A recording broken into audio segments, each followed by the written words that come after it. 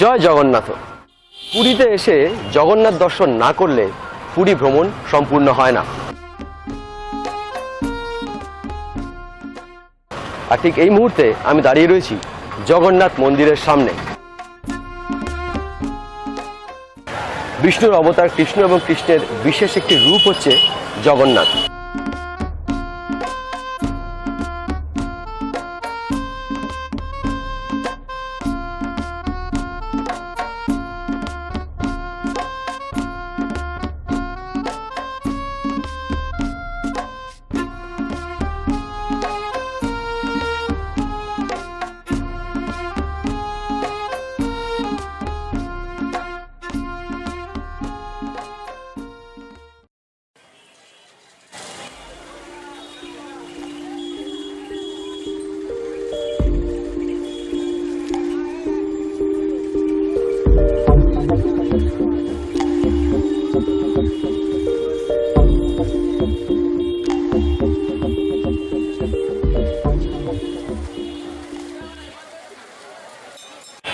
শ্রাবণ মাস, ফলে বর্ষার মরশুম, সারা দিন টিপটিপ বৃষ্টি। দেখতেই পাচ্ছেন ছাতা নিয়ে দাঁড়িয়ে রয়েছি।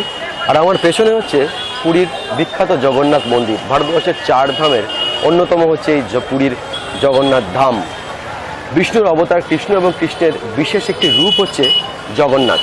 এই মন্দিরে পূজিত হন স্বয়ং জগন্নাথ দেব এবং তার দাদা বলরাম ও তার বোন সুভদ্রা। আর পুরীর মূল উৎসব হচ্ছে রথযাত্রা। রথযাত্রা কিছুদিন আগেই শেষ হয়েছে, ফলে পুরীতে এখনও পুণ্যার্থীদের ঢল। গোটা বছরই এই পুরীতে এই জগন্নাথ ধামে জগন্নাথ মন্দিরে পুজোতে আসেন লক্ষাধিক পুণ্যার্থী। ফলে এখনও পুরীতে প্রচুর মানুষ এই বৃষ্টির মধ্যে ভিজেই মানুষ পুজো দিতে এসছেন। পুরীর এই জগন্নাথ দেবের মন্দিরের প্রাচীন ইতিহাস রয়েছে। সেই ইতিহাস নানা দিকে ছড়িয়ে ছিটিয়ে রয়েছে। সেই ইতিহাসগুলোকেই একজোট করে একটি জায়গায় এনে আমি আপনাদের সামনে পেশ করছি এই জগন্নাথ দেব মন্দিরের ইতিবৃত্ত। রাজা ইন্দ্রদ্যুম্নর আরাধ্য দেবতা ছিলেন ভগবান বিষ্ণু। তিনি জানতে পারেন বিষ্ণু নীলাচল পর্বতের কোথাও নীল মাধব রূপে অবস্থান করছেন তারই রাজ্যে। তিনি প্রধান পুরোহিত বিদ্যাবতীকে পাঠালেন তার সন্ধান করতে। বিদ্যাবতী ঘুরতে ঘুরতে শবর প্রধান বিশ্বাবসুর গৃহে অতিথি হলেন। কালক্রমে তার কন্যা ললিতার সঙ্গে বিবাহ হল বিদ্যাবতীর। একসময় বিদ্যাবতী সন্ধান পেলেন বিশ্বাবসু নীলাচল পর্বতের কোনো গুহায় গোপনে প্রতিদিন নীল মাধবের পূজার্চনা করেন। খবর শুনে রাজা ইন্দ্রদ্যুম্ন তার গুহায় উপস্থিত হয়ে দেখলেন দেবমূর্তি অন্তর্হিত। দেব দর্শনে আমৃত্যু অনশনে ব্রত হলেন তিনি। একদিন রাজা স্বপ্নাদেশ পেলেন দারু মূর্তি নির্মাণ ও প্রতিষ্ঠা করার। রাজা ইন্দ্রদ্যুম্ন প্রতিষ্ঠা করলেন জগন্নাথ মন্দিরের। সেখানে পূজিত হতে শুরু করলেন নীল মাধব। সূচনা হল জগন্নাথ ধামের। এভাবেই তৈরি হয়েছে ভক্ত আর ভগবানের কালজয়ী ইতিহাস। শ্রী শ্রী জগন্নাথের লীলাক্ষেত্র এই ধামকে বলা হয় জগন্নাথ পুরী, সংক্ষেপে পুরী। যদিও পুরুষোত্তম ক্ষেত্র, শ্রীক্ষেত্র, নীলাচল ইত্যাদি নামেও প্রসিদ্ধ এই তীর্থধাম। এই জগন্নাথ দেবের মূর্তি প্রতিষ্ঠা নিয়ে আরও বহু কাহিনী ও জনশ্রুতি ছড়িয়ে ছিটিয়ে রয়েছে। ইন্দ্রজুন মহারাজা যে মালুয়ার রাজা ছিল, উনি বানাইছিল এটাকে। কলিযুগের ধাম হলো জগন্নাথ ধাম। আমার হিন্দু ধর্মের 4 ধাম আছে। তৃতীয় যুগে রামেশ্বরম, দ্বাপর যুগে দ্বারকা, কলযুগ ধাম জগন্নাথ ধাম, আর বদ্রীনাথ ধাম হলো ষটযুগ ধাম বদ্রীনাথ ধাম। জগন্নাথের এরকম 4 ধাম পরিক্রমা করে ঠাকুর। প্রথমে যাবে রামেশ্বরম স্নান করিবে, আর তারপরে দ্বারকার যাবে রাজ করিবে, শয়ন করিবে। ষটযুগ ধাম বদ্রীনাথ ধাম ওই পর তপস্যা করিবে, এইখান থেকে ভোজন করিবে। পুরীর মন্দিরে জগন্নাথ ধাম, একে 4 যুগের অমর এই ধাম। মহাপ্রভু জগন্নাথ এখানে বাস করবে বলে রাজা ইন্দ্রদ্যুম্ন, সে একজন বিষ্ণুর পরম ভক্ত ছিলেন, তাকে বলেছিলেন যে আমার জন্য একটা সুপ্রসিদ্ধ মন্দির বানা, যে কি সমুদ্র ধারে হবে, যেখানে জগন্নাথ, আমি এখানে এসে পূজা পাব। পুরীর কথা বলতেই প্রথমে মনে আসে জগন্নাথ দেবের মন্দির আর বিশাল রথযাত্রা উৎসব। 4 ধামের মধ্যে পুরীর এই জগন্নাথ মন্দির অবশ্যই অন্যতম। সারা বছর ধরেই দেশ বিদেশ থেকে লক্ষ লক্ষ ভক্তরা জগন্নাথ দেবের দর্শনের জন্য পুরীর এই মন্দিরে এসে ভিড় জমান।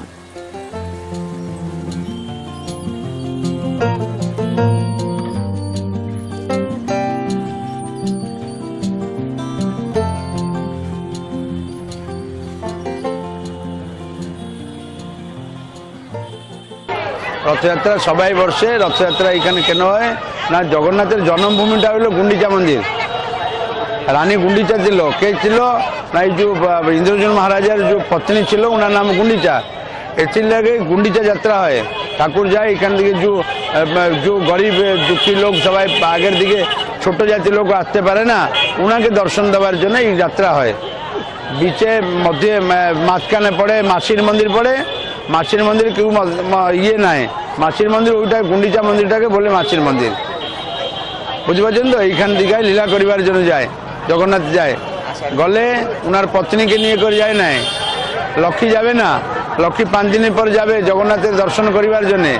লক্ষ্মীকে দেখে জগন্নাথ বলবে কি দরজাটা বন্ধ করে দাও, লক্ষ্মীকে ভিতরে আবার আসিবার জন্য দিও না।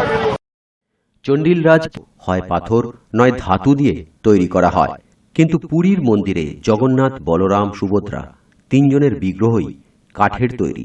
প্রত্যেক 12 বছর পর একটি গোপন রীতি মেনে জগন্নাথ, বলরাম, সুভদ্রাকে নতুন শরীর দেওয়া হয়, অর্থাৎ নতুন রূপে তৈরি করা হয়, যাকে বলা হয় পুনর্জন্ম তথা নবকলেবর। বিশেষজ্ঞরা বলে শঙ্খ, চক্র, গদা, পদ্মর চিহ্ন থাকবে।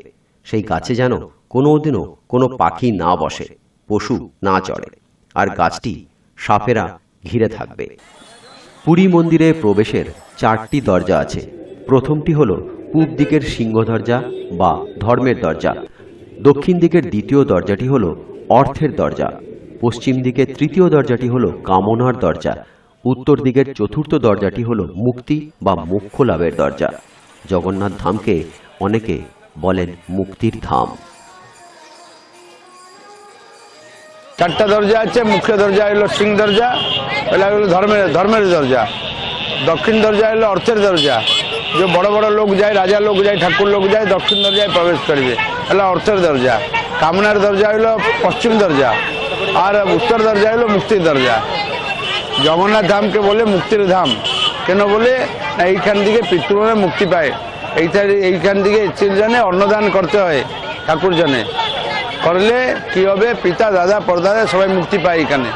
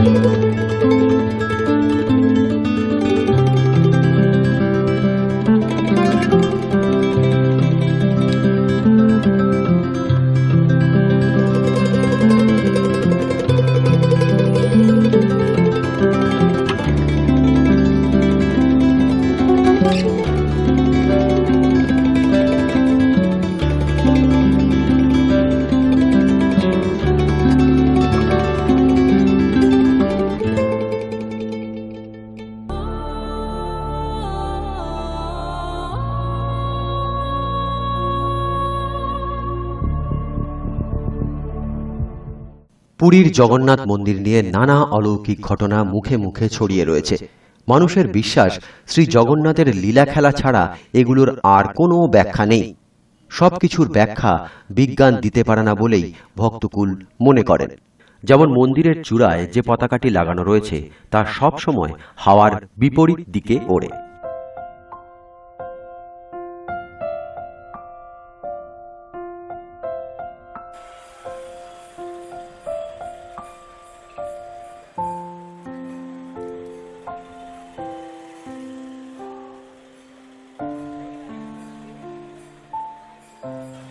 পুরীর যে কোনো জায়গা থেকে তাকালে মন্দিরের চূড়ার সুদর্শন চক্র আপনার সোজাসুজি থাকবে।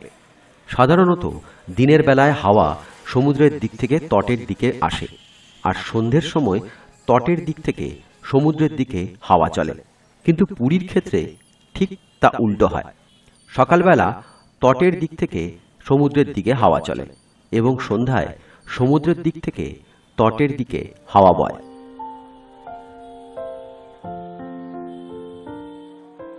কোনো পাখি বা বিমান পুরী মন্দিরের উপর দিয়ে উড়তে পারে না। মূল মন্দিরের ছায়া দিনের যে কোনো সময় অদৃশ্য থাকে।